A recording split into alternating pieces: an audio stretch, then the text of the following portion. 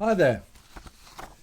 I recently attended an update training for first aid, and I've got to say it was one of the best first aid courses I've been on, particularly in the civilian sector, because one of the things that the instructor, who was a really good instructor, knew his stuff. One of the things he did was to introduce the cat tourniquet, which is the first time I'd seen it really discussed, let alone demonstrated on a course. And he also mentioned haemostatic agents, and showed us a new product, which is what I want to talk about on this video. And I'll be getting to that as I go through the various types of haemostatic agents there are. And one of the things he mentioned is that due to the terrific increase in knife crime in the UK and also gun crime, which has risen massively since the ban on handguns here, there is a need for very specialised first aid, and there is a proposal in place to co-locate catastrophic bleeding kits alongside defibs, AEDs, in various public locations. So I thought that was a very, very interesting piece of information and very, very relevant. And so I'll go through the haemostatic agents as they appeared on the market, starting with Clot.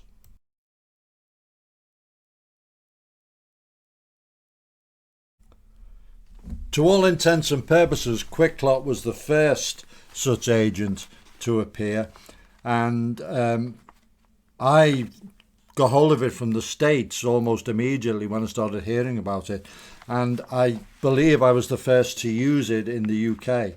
Myself and a colleague applied it in a situation of heavy bleeding, and it was the original formulation of Clot. We sent the casualty in an ambulance, and we sent the packaging with him, and then we followed up later on. We went down to the hospital, and we actually spoke to the doctors in the trauma centre, and they'd never seen this stuff before, but they did say it was very, very effective, and they were very interested, and they were glad that they had the packaging, so they knew what it was all about. The material used in the original Clot was a mineral called zeolite, which is terrifically hygroscopic. It absorbs liquid, and the granules have a massive surface area, so it's really effective in absorbing, in this case, blood. The action of the mineral is exothermic. It produces heat, and it was used, it appeared on the market just as the war on terror was starting, so it started to be used in Afghanistan and then later Iraq, and reports of success started flooding in, so it was seen as effective, but also there were problems which led to the development of other types of application. But the original was just granules, and what they did then was change the formula to kaolin, which is less exothermic but still effective. That was the next generation of Clot. There are some myths arose, and the first, because it's exothermic and produces heat, was about burns. There were some instances of mild degrees of burns occurring. Now, the trade-off is that you're stopping massive hemorrhage, and superficial burns were quite a welcome trade-off for that. And it only happened in probably 1% of cases anyway. The second was that it was seen as magic dust and you just sprinkled it on a wound and it worked. No, it required a much more layered approach. You really did have to know how it worked and what you had to do to get it to the seat of the bleeding. So they were problems, and to a certain extent that mythology has continued. So this was Celox, the original, the Granules, and I've still got a couple of packs of this lying about in various places. Then another product appeared, Celox, which is also granules, but these are a form of taken from crustaceans, the shells of shellfish, and it's much less exothermic, or it's not exothermic at all. So you didn't have that problem at all with the Celox. So granules, you've got the choice: Clot, Celox, and there are other formulations on the market.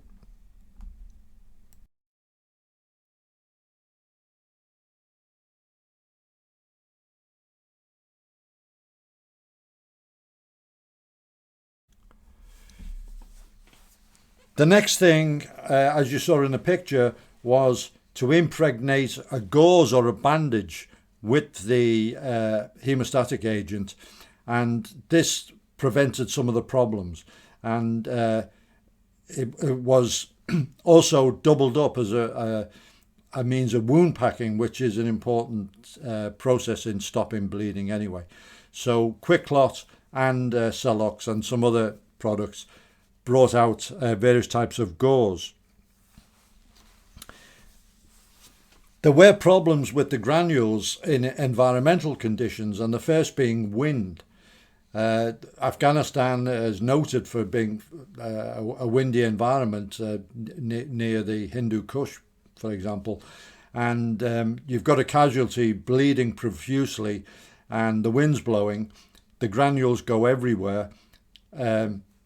They can be blown away from the site of the bleeding, and they can be blown into eyes and so on, which is very, very painful and to be avoided. Another is heavy rain. Obviously, it's hygroscopic material, and moisture, the moisture that gets to it first is going to start the gelling effect. So it's contraindicate. The granules were really difficult to use in a lot of circumstances. So the gauze was a much better fit for that. So what we'll go on to now is to discuss the latest application.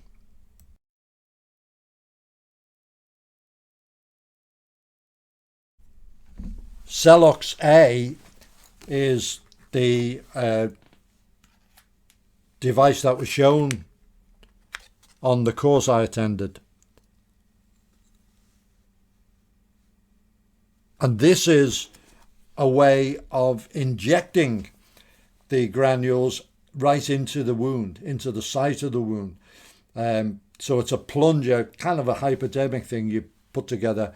And whether it's a large wound or a small puncture wound.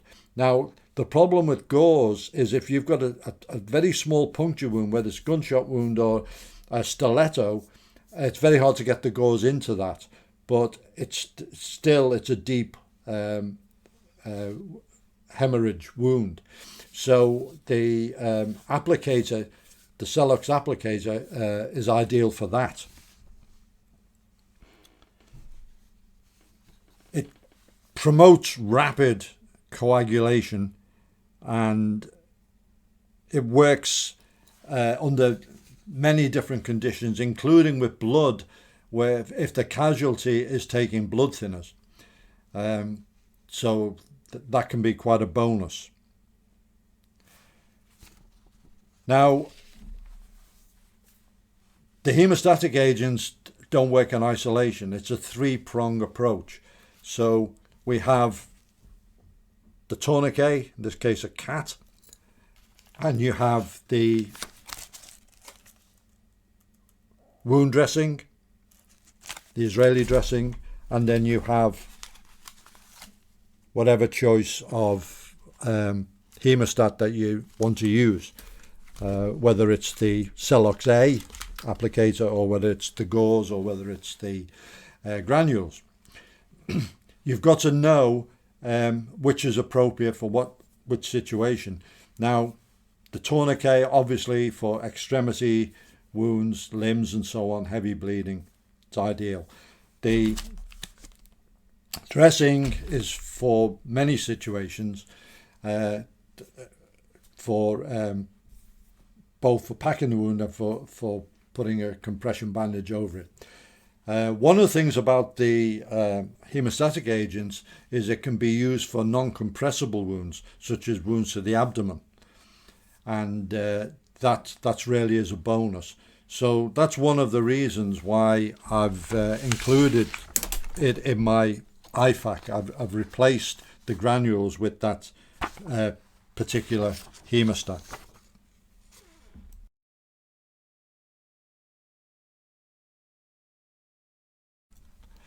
And a final point, as I mentioned earlier on, there was a tendency just to think of the kit as a magic dust, whereas in reality, any equipment in any walk of life must be backed up with training, appropriate training, particularly scenario-based training. And the actual equipment, the hemostats are fairly expensive. So your training should focus on maybe using training models, which they do produce, and making decisions in the situation that you have to decide what piece of equipment to use, where the cat is appropriate and so on, and take it out into the real world, have the wind there, have the rain there and so on. Have situations where you have to expose the wound, use the tough cut scissors and so on. So that's just a little overview of very important equipment. It's an aspect of self-protection, which I think is important. We train to look after ourselves, but in the event of an injury, either to self or to others, we should be able to deal with it. And the hemostatic agents are certainly a very, very important part of that.